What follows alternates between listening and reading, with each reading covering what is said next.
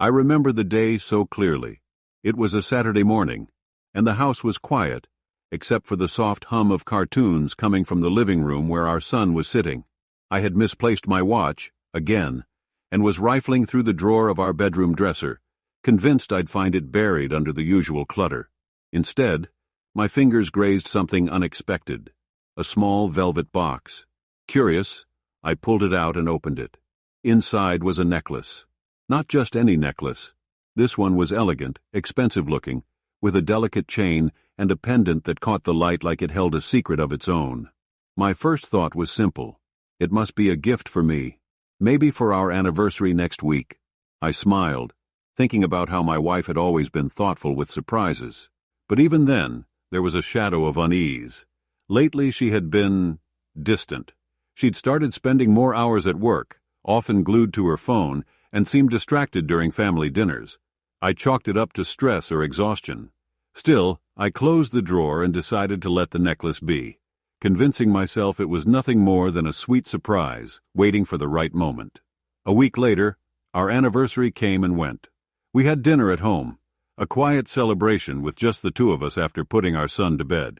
She gave me a card and a small gift, something practical.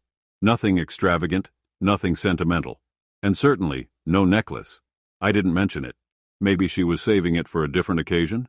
Maybe it wasn't meant for me at all? That thought lingered like a bad aftertaste, but I shook it off. We had always trusted each other. That was the foundation of our marriage, or so I believed.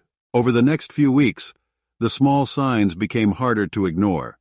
She started guarding her phone, keeping it face down on the table. She'd stay late at work more often than usual, and when I'd ask about her day, her answers felt rehearsed, like she'd already prepared them. Then there was her laughter, not with me, but at her phone. I'd catch her smiling at messages, her face lighting up in a way that used to be reserved for our private jokes. When I asked her what was so funny, she'd wave it off with a casual, "Just something from work." And yet, every time I remembered that necklace, I felt a pang of doubt. It wasn't like her to keep secrets, and it wasn't like me to question her. But the silence between us was growing, stretching into something heavy and uncomfortable. It happened by accident.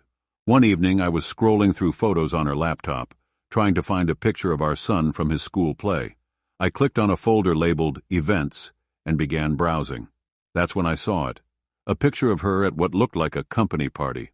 She was dressed in a sleek black dress, her hair styled perfectly, and around her neck was the necklace. That necklace. The one I'd found in the drawer. She was standing next to a man I didn't recognize, smiling in a way that made my stomach churn. His arm was casually draped around her shoulder, and they looked comfortable. Too comfortable. My heart sank. I stared at the screen, hoping I was wrong, hoping there was an innocent explanation. But deep down I knew. That necklace wasn't for me. It had never been for me. I spent the next 2 days in a fog, unsure of what to do. Confronting her meant opening a door I couldn't close. What if I was overreacting? What if I wasn't? Finally, I couldn't take it anymore. One evening, after our son was asleep, I asked her to sit down. My voice was calm, too calm, as I told her I'd found the necklace weeks ago. I watched her face carefully, looking for any flicker of recognition or guilt. She froze. "Who is he?" I asked, sliding the laptop across the table to show her the photo. She stared at the screen, her hands trembling slightly. For a moment, she said nothing. Then she sighed, her shoulders slumping as if a weight she'd been carrying had finally become unbearable. "It's not what you think," she said, her voice barely above a whisper. But it was exactly what I thought. She admitted to meeting him through work, describing it as a mistake born out of stress and distance between us. She tried to explain, but her words felt hollow, like they were meant to justify the unjustifiable. The days that followed were a blur of anger, heartbreak, and sleepless nights. I kept replaying our life together in my mind, searching for the moment where everything had started to fall apart. Was it my fault? Had I been too distracted, too complacent? We tried to talk, but the conversations always ended in the same place, with me staring at the cracks in our foundation and her apologizing, saying she didn't want to lose what we had. But what did we have anymore?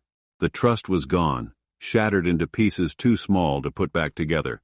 In the end, I made the hardest decision of my life. I packed a bag, gathered my son, and left. Not out of anger, but because staying felt like betraying myself. I couldn't raise my child in a home built on lies. Starting over was painful. I moved into a small apartment, spent weeks adjusting to a new routine, and grappled with how to explain to my son why his mom and dad weren't together anymore. But slowly, I found a sense of peace. Now, looking back, I can't help but wonder, did I do the right thing? Should I have stayed and tried harder to fix what was broken? Or was leaving the only way to protect myself and my son? What would you have done in my place? Trust is fragile, and when it's broken, the pieces don't always fit back together. But one thing I've learned is that paying attention to the small details, the overlooked signs, can save you from greater pain down the road. If my story resonates with you, I hope it reminds you to listen to your instincts and value the truth, even when it's hard to face. Today I'm focused on building a new life for myself and my son. It's not perfect, but it's honest. And that, I think, is a good place to start. Thank you for listening to my story. If you've ever faced something similar, I'd love to hear your thoughts. How did you handle it? Let's start a conversation, because sometimes the only way to heal is to share.